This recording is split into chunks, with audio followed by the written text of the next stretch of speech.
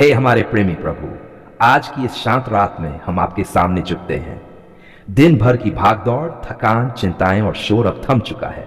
चारों ओर सन्नाटा है, लेकिन हमारे मन में बहुत कुछ चल रहा है। प्रभु, इसी मन को लेकर, इसी हृदय को लेकर हम आपके पास आए हैं। आपने हमें आज का दिन दिया, जीवन दिया, सांस दी, सामर्थ्य दी। इसके लिए हम आपका धन्यवाद करते हैं। अगर आज के दिन हमने जाने अनजाने में कोई गलती की हो, किसी को दुख पहुंचाया हो, किसी के लिए कठोर शब्द बोले हो, मन में किसी के लिए बैर रखा हो, तो हमें क्षमा कर दीजिए। हमारे विचारों को शुद्ध कीजिए, हमारे मन को शांत कीजिए। हम चाहते हैं कि आज रात जब हम सोएं तो कोई बोझ हमारे हृदय पर न हो। आज के दिन जो कुछ भी हमारे साथ हुआ, अच्छा या बुरा, हम सब कुछ आपके चरणों में सौंपते हैं। जो बातें हमें खुशी देती हैं उनके लिए धन्यवाद, और जो बातें हमें दुख देती हैं उन्हें संभालने की सामर्थ्य हमें दीजिए। हम जानते हैं कि आप सब कुछ भलाई के लिए ही करते हैं, भले ही उस समय हमें समझ ना आए। प्रभु, इस रात हमारे घर की रक्षा कीजिए। हमारे दरवाजों, खिड़कियों, छत और हर कोने पर अपनी शांति का पहरा बैठाए। कोई भय, कोई बुरी शक्ति, कोई अनहोनी हमारे पास ना आए। आप स्वयं हमारे चारों ओर दीवार बनकर खड़े रहिए। हम अपने परिवार को आपके हाथों में सौंपते हैं। माता पिता, पति पत्नी, बच्चे, भाई बहन, सबको अपनी सुरक्षा में रखिए। जो इस समय घर से दूर हैं उनकी भी रक्षा कीजिए। जहां कहीं वे हों उन्हें भी सुरक्षित रखिए और सही सलामत वापस ले आइए। प्रभु, जो लोग आज रात बीमार हैं, दर्द में हैं, अस्पताल में हैं या बिस्तर से उठ नहीं पा रहे, उन पर अपनी चंगाई की छाया डालिए। उनकी पीड़ा को कम कीजिए, उनके शरीर को नया बल दीजिए, उनके मन में आशा भर दीजिए। जो लोग दवा भी नहीं खरीद पा रहे, उनके लिए आप ही सहारा बन जाए। हे प्रभु, जो लोग आज रात भूखे सोने वाले हैं, जिनके पास छत नहीं है, जिनके पास ओढ़ने को कपड़ा नहीं, उनकी आह आप तक पहुंचे। उन्हें सहारा दीजिए, किसी न किसी रूप में उनकी सहायता कीजिए। हमें भी ऐसा हृदय दीजिए कि हम दूसरों का दर्द समझ सकें और मदद के लिए आगे बढ़ सकें। प्रभु, हमारे मन में जो भय छिपा है, भविष्य का, काम पैसे का, बीमारी का, उसे दूर कीजिए। हमें सिखाए कि हम चिंता नहीं बल्कि विश्वास करें, क्योंकि आपने कहा है कि जो आप पर भरोसा रखते हैं उन्हें कभी लज्जित नहीं होना पड़ेगा।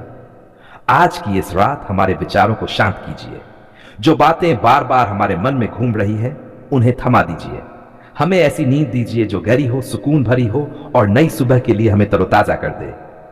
हमारे सपनों में भी अपनी शांति भर दीजिए।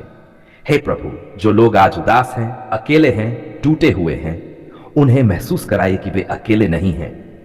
आप उनके साथ हैं। उन्हें दिलासा दीजिए, उन्हें आशा दीजिए, उन्हें नई शुरुआत का साहस दीजिए। हम अपने देश, अपने समाज और अपने शहर को भी आपके हाथों में सौंपते हैं।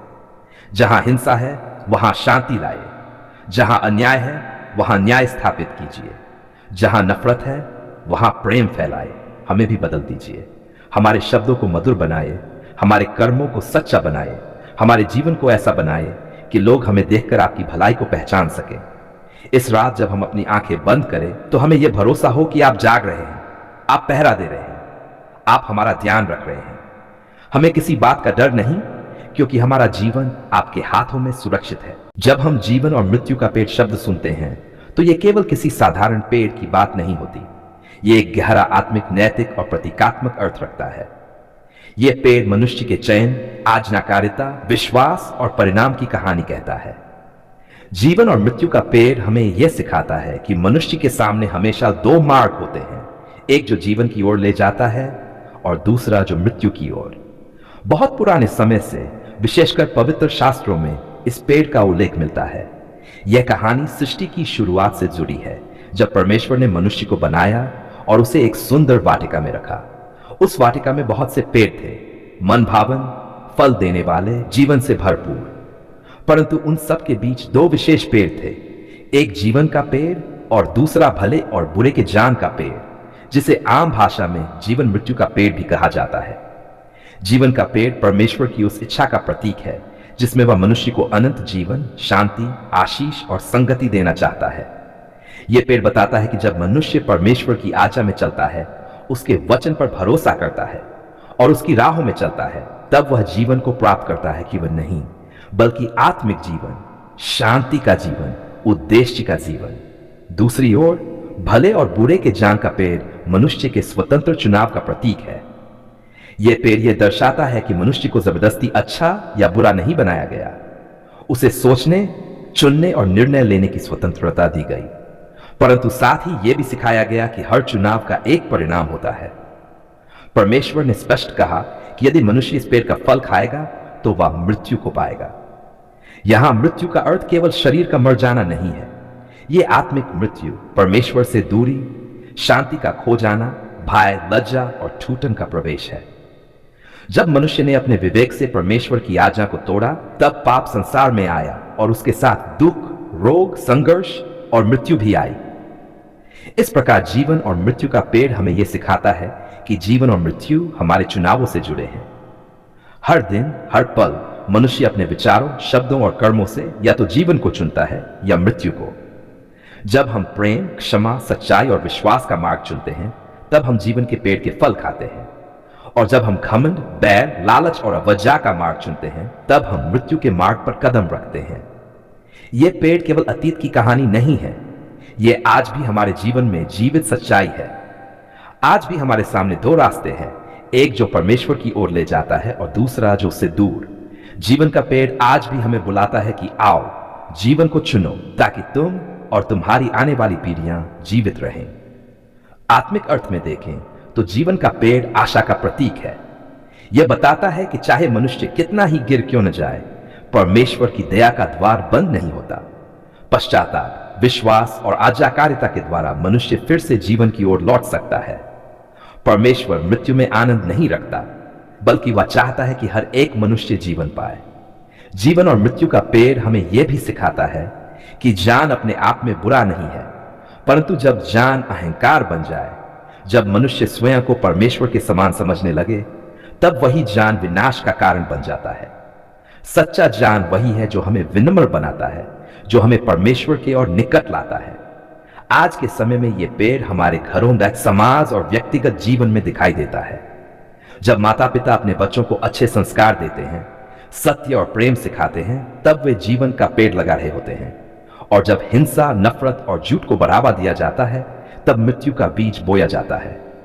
अंत में जीवन और मृत्यु का पेड़ हमें एक गंभीर प्रश्न पूछने के लिए मजबूर करता है। हम क्या चुन रहे हैं, जीवन या मृत्यु, आशीष या शाप, प्रकाश या अंधकार? यह चुनाव हर दिन हमारे हाथ में है। इसलिए बुद्धिमानी इसी में है कि हम जीवन को चुनें, अपने विचारों में जीवन चुनें, अपने शब्दों में जीवन चुनें, अपने कर्मों में जीवन चुनें, क्योंकि जीवन का पेड़ आज भी फल दे रहा है, शांति का फल, प्रेम का फल, अनंत आशा का फल।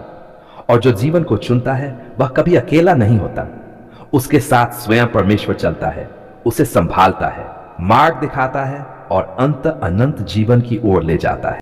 धन्यवाद प्रभु, आपने हमारी पुकार सुन ली है। जब हमारे होंठ शब्द नहीं बना पा रहे थे, जब आंखों से आंसू ही हमारी भाषा बन गए थे, जब दिल की गहराइयों से केवल आह निकल रही थी, तब भी आपने सुना, क्योंकि आप केवल शब्द नहीं, दिल की धड़कन सुनते हैं। प्रभु, ऐसे कितने दिन थे जब हम रातों को जागते रहे, छत की ओर देखते रहे और मन ही मन कहते रहे, हे प्रभु, क्या आप सुन रहे हैं? आज हम पूरे विश्वास के साथ कहते हैं, हां प्रभु, आपने सुना, आपने हमारी पुकार अनसुनी नहीं की। धन्यवाद प्रभु, जब लोग साथ छोड़ गए, जब अपने ही समझ नहीं पाए, जब रास्ते बंद दिखाई दिए, तब आपने एक नया रास्ता खोला। हमने नहीं देखा, पर आपने पहले से देख रखा था। धन्यवाद प्रभु, जब हमारी ताकत टूट गई, जब आत्मा थक गई, जब मन बोझ से दब गया, तब आपने हमें अपनी बाहों में उठा लिया। आपने कहा, डर मत, मैं तेरे साथ हूं। प्रभु, आपने हमारी पुकार उस समय सुनी जब हमें खुद नहीं पता था कि हम क्या मांग रहे हैं।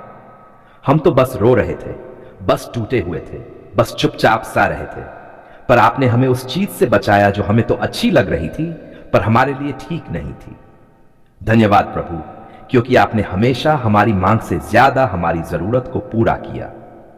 आज हम पीछे मुड़कर देखते हैं तो समझ आता है कि जिन बातों के लिए हम रोए, अगर वे मिल जाती तो शायद हम टूट जाते। धन्यवाद प्रभु, आपने न कहकर भी हम पर दया की। धन्यवाद प्रभु, आपने हमें संभाला जब हम गिर चुके थे, आपने हमें उठाया जब हम हार मान चुके थे, आपने हमें फिर से चलना सिखाया जब हमें डर लग रहा था कि कहीं फिर से न गिर जाएं। प्रभु, आपने हमारी पुकार सिर्फ सुनी ही नहीं, आपने उत्तर भी दिया। शायद वैसा नहीं जैसा हमने सोचा था, पर वैसा जैसा हमारे लिए सबसे अच्छा था। धन्यवाद प्रभु, आपने हमारे घर में शांति दी, आपने हमारे मन को ठहराव दिया, आपने हमारी आत्मा को नई आशा से भर दिया। जहां निराशा थी वहां विश्वास उगा दिया। प्रभु, आज हम गवाही देते हैं, आप सच्चे हैं, आप विश्वास योग्य हैं, आप देर करते हैं पर कभी भूलते नहीं। जब सब कुछ खत्म सा लग रहा था तब आपने नया आरंभ दिया। जब अंधकार घना था तब आपने एक छोटा सा दीपक जलाया, और वही दीपक आज हमारे पूरे जीवन को रोशन कर रहा है। धन्यवाद प्रभु, आपने हमारी पुकार भीड़ में भी पहचान ली, आपने हमारी आवाज हजारों आवाजों के बीच भी सुन ली, क्योंकि आपके लिए हम कोई संख्या नहीं, हम आपकी संतान हैं।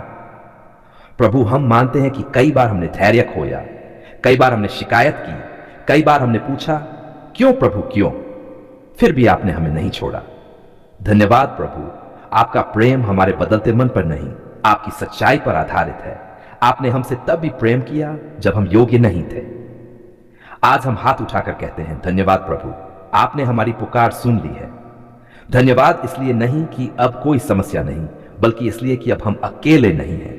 प्रभु, जो आज भी प्रतीक्षा में हैं, जो आज भी रो रहे हैं, जो आज भी रातों में आह भरते हैं, उन तक भी अपनी शांति पहुंचा। उन्हें भी यह विश्वास दे कि उनकी पुकार भी आप तक पहुंच रही है। धन्यवाद प्रभु, आप कल भी वही थे, आज भी वही हैं और सदा वही रहेंगे। आप नहीं बदलते, पर आप बदल देते हैं परिस्थितियों को, मन को, जीवन को। आज हम ये प्रार्थना डर से नहीं, विश्वास से करते हैं, आंसुओं से नहीं, कृतज्ञता से करते हैं। धन्यवाद प्रभु, आपने हमारी पुकार सुन ली है। हमारा जीवन अब आपकी महिमा के लिए है।